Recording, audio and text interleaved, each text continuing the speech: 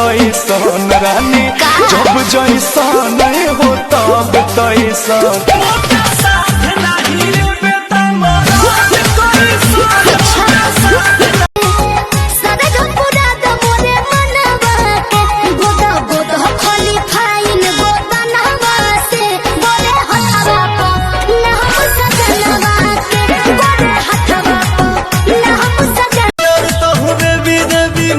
भगतीन हो 9 दिन मैया में रहती मलिन हो। कलश धराई घरे करतनी पाठ जी, बारी धूप दिया पिया बिहरो साथ जी। कभी कभी मिल जाए मौका मेरा हाल भी लीजिए बलम जी।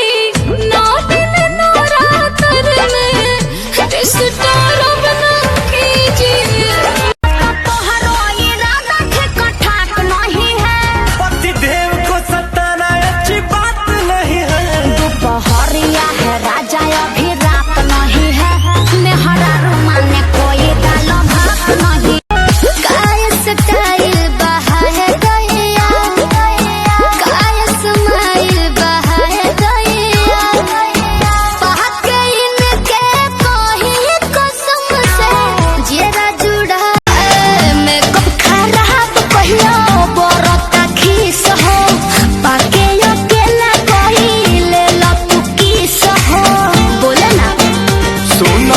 जब जैसन हो तब तैसन रानी, जब जैसन हो तब तैसन।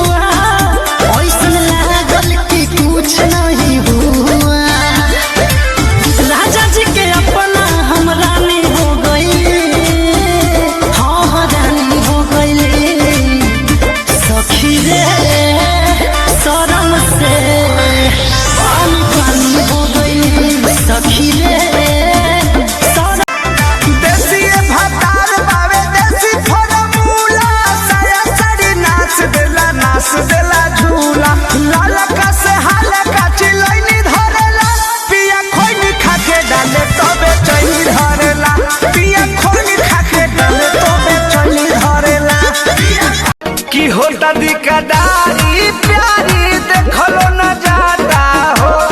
देहिया पसीज भेज गइल ऐसन जनाता हो। कि कहतारी बछिया गो मछिया बिछाइए देता हो ना। ए राजा हो हमारा लाखो लड़ लगावाइए देता हो ना। ए राजा हो के पतैया डोले अढ़बुल फुलवा बोले मलिनिया करू तैयारिया आज मैया आइगे ना।